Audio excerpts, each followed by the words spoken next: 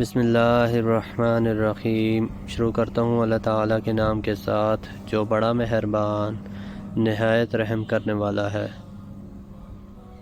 حضرت عبادہ بن صامت رضی اللہ عنہ کہتے ہیں کہ میں نے اہل صفہ میں سے کئی لوگوں کو قرآن پڑھنا اور لکھنا سکھایا، تو ان میں سے ایک شخص نے مجھے ایک کمان ہدیے میں دی۔ میں نے اپنے جی میں کہا، یہ تو مال نہیں ہے، یہ اللہ کے راستے میں تیر اندازی کے لیے میرے کام آئے گا۔ پھر میں نے رسول اللہ صلی اللہ علیہ وآلہ وسلم سے اس کے متعلق سوال کیا تو آپ صلی اللہ علیہ وآلہ وسلم نے فرمایا، اگر تم کو یہ اچھا لگے کہ اس کمان کے لیے کے بدلے تم کو آگ کا ایک توق پہنایا جائے تو اس کو قبول کر لو۔ حضرت قیس بن ابی غرزہ رضی اللہ عنہ کہتے ہیں کہ ہم لوگ رسول اللہ صلی اللہ علیہ وآلہ وسلم کے عہد میں سماسرہ دلال کہے جاتے تھے۔ ایک بار رسول اللہ صلی اللہ علیہ وآلہ وسلم کا ہمارے پاس سے گزر ہوا تو آپ نے ہمارا ایک ایسا نام رکھا جو اس سے اچھا تھا۔ آپ صلی اللہ علیہ وآلہ وسلم نے فرمایا، اے تاجروں کی جماعت، خرید و فروخت میں قسمیں اور لغو باتیں بھی ہوتی رہتی ہیں، تو تم اس میں صدقہ ملا دیا کرو۔ رفاعہ رضی اللہ عنہ کہتے ہیں کہ ہم لوگ رسول اللہ صلی اللہ علیہ وآلہ وسلم کے ساتھ تھے کہ اچانک کچھ لوگ صبح کے وقت خرید و فروخت کرتے نظر آئے۔ آپ نے ان کو پکارا، اے تاجروں کی جماعت۔ جب ان لوگوں نے اپنی نگاہیں اونچی اور گردنیں لمبی کر لیں تو آپ نے فرمایا، تاجر قیامت کے دن اس حال میں اٹھائے جائیں گے کہ وہ فاسق و فاجر ہوں گے، سوائے ان کے جو اللہ سے ڈریں اور نیکوکار اور سچے ہوں۔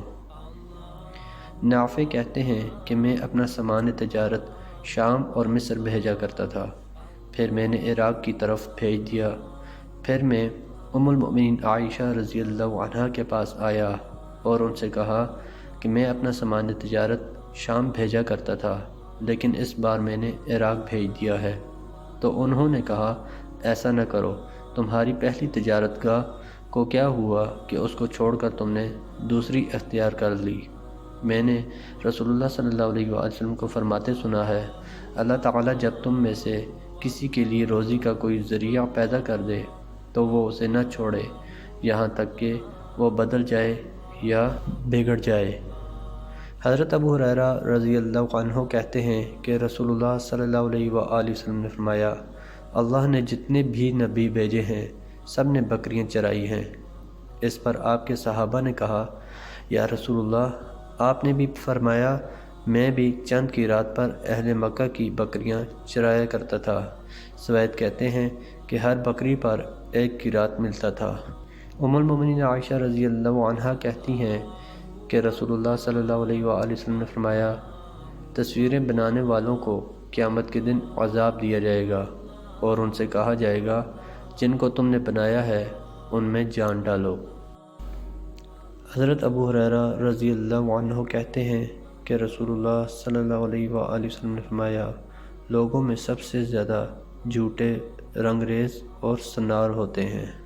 عمر بن الخطاب رضی اللہ عنہ کہتے ہیں کہ رسول اللہ صلی اللہ علیہ وآلہ وسلم نے فرمایا، جلب کرنے والا روزی پاتا ہے اور ذخیرہ اندوزی کرنے والا ملعون ہے۔ عمر بن خطاب رضی اللہ عنہ کہتے ہیں کہ میں نے رسول اللہ صلی اللہ علیہ وآلہ وسلم کو فرماتے سنا، جو مسلمانوں کے کھانے کی چیزوں کی ذخیرہ اندوزی کرے گا، اللہ تعالیٰ اسے جذام یعنی کوڑ یا افلاس یعنی فقر میں مبتلا کر دے گا۔ ابو الشعثاء نے کہا کہ ہم مسجد میں سیدنا ابو ہریرہ رضی اللہ عنہ کے ساتھ بیٹھے تھے کہ مؤذن نے اذان دی اور ایک شخص مسجد سے اٹھا اور جانے لگا، تو سیدنا ابو ہریرہ رضی اللہ عنہ اس کو دیکھتے رہے یہاں تک کہ وہ باہر چلا گیا۔ تب سیدنا ابو ہریرہ رضی اللہ عنہ نے کہا کہ اس شخص نے ابو القاسم صلی اللہ علیہ وآلہ وسلم کی نافرمانی کی۔ حضرت عبد الرحمن بن ابی عمرہ نے کہا کہ سیدنا عثمان بن عفان رضی اللہ عنہ مسجد میں آئے بعد مغرب اور اکیلے بیٹھ گئے۔ میں ان کے پاس جا بیٹھا۔ انہوں نے فرمایا، اے میرے بھتیجے، میں نے رسول اللہ صلی اللہ علیہ وآلہ وسلم سے سنا ہے کہ آپ صلی اللہ علیہ وآلہ وسلم فرماتے تھے، جس نے عشاء کی نماز جماعت سے پڑھی تو گویا آدھی رات تک نفل پڑھتا رہا، یعنی ایسا ثواب پائے گا اور جس نے صبح کی نماز جماعت سے پڑھی وہ گویا ساری رات نماز پڑھتا رہا۔